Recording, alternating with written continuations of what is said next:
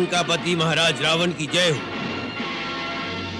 लंकेश्वर की जय हो। महाराज, राम की सेना ने चारों द्वारों को घेर लिया है और बाहर से ही मुख्य द्वारों और प्राचीरों को बहुत भारी क्षति पहुंचाई है। महाराज, उन्होंने कई सुरक्षा चौकियों को विध्वंस कर दिया है। उनके द्वारा आकाश मार्ग से फेंकी हुई शिलाओं से नगर के भीतर भी बहुत हानि हुई है। महाराज, नगर के अंदर तो भगदड़ मची हुई है।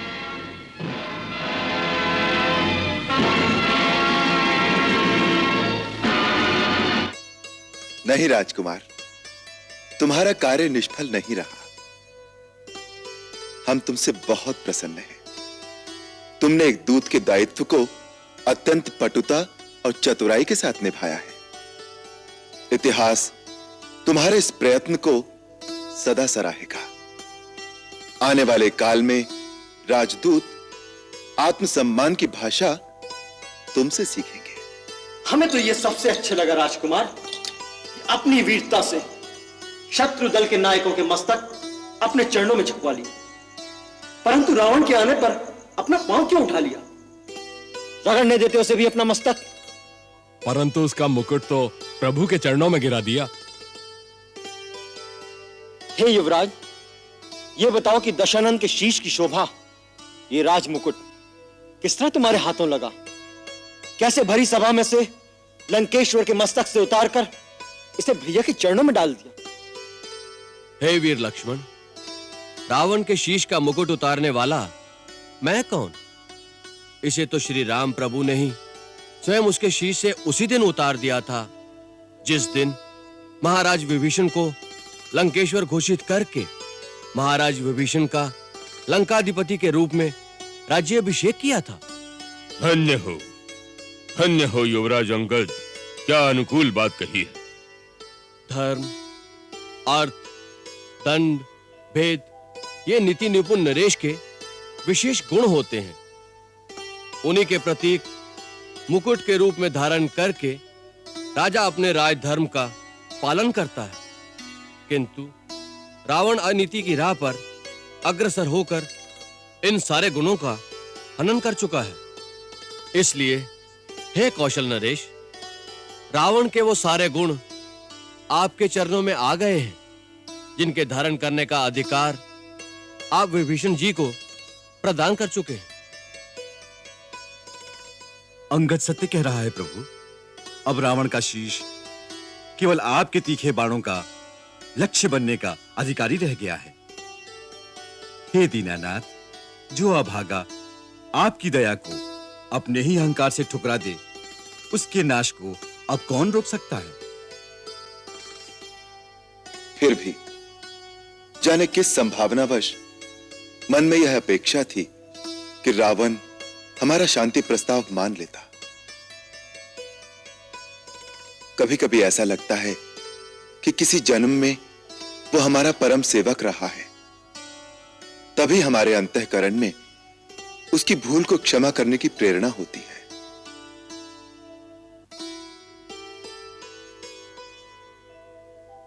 महाराज विभीषण, अपने गुप्तचरों से पूछिए कि क्या दूत को नया संदेशा लाए हैं। रावण ने क्या निश्चय किया है? रघुकुल शिरोमणि प्रभु राम की जय हो। क्या संदेश लाए हो? प्रभु, महाराज रावण ने सब परामर्श ठुकरा दिए हैं और अब वो सोने के लिए अपने शयन कक्ष में चले गए। इसका अर्थ युद्ध। युद्ध?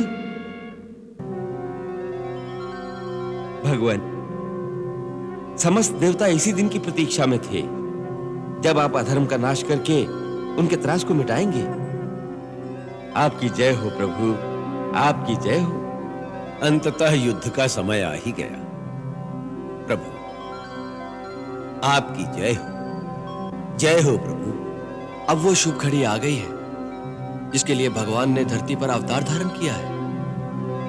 आप सबों का दुख मिटाने के लिए भगवान युद्ध करने जा रहे हैं।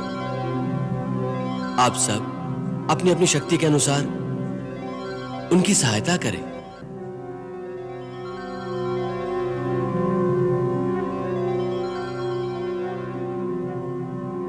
वो समय आ गया है।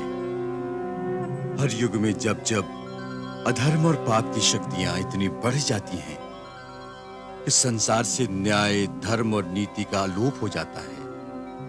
उस समय धर्म की पुनर्स्थापना के लिए भगवत शक्तियों को अवतरित होकर पाप शक्तियों से युद्ध करना पड़ता है।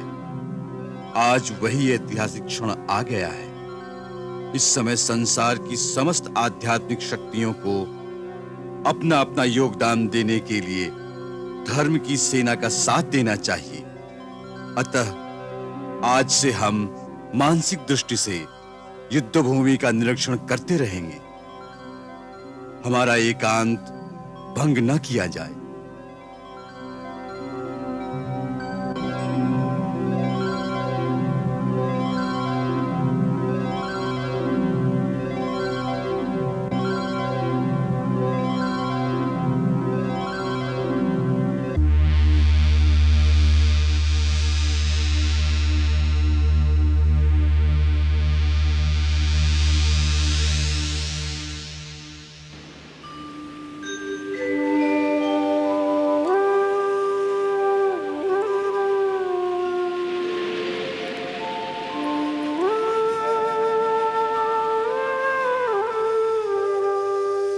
ॐ जवाकुसुमसङ्काशम्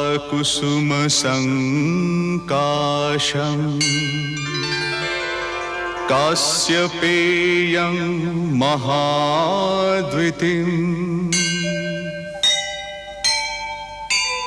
धन्तारिं सर्वपापघ्नम् प्रणतोऽस्मि दिवाकरम्।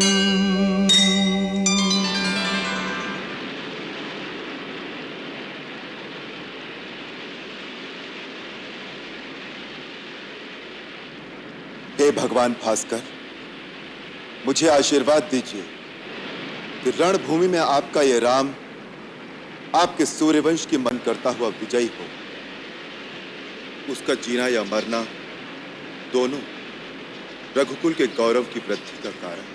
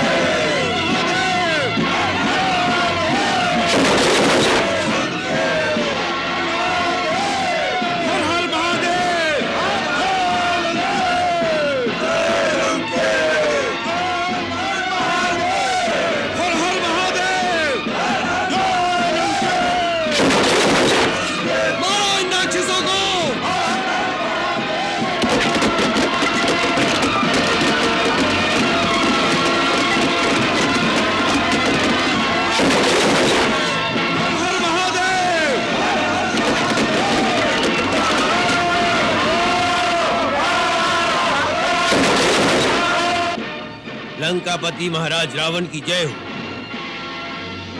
लंकेश्वर की जय हो।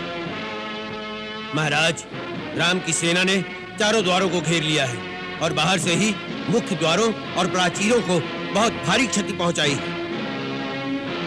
महाराज, उन्होंने कई सुरक्षा चौकियों को विध्वंस कर दिया है। उनके द्वारा आकाश मार्ग से फेंकी हुई शिलाओं से नगर के भीतर भी बहुत हानि हुई है। महाराज, नगर के अंदर तो भगदड़ मची हुई है।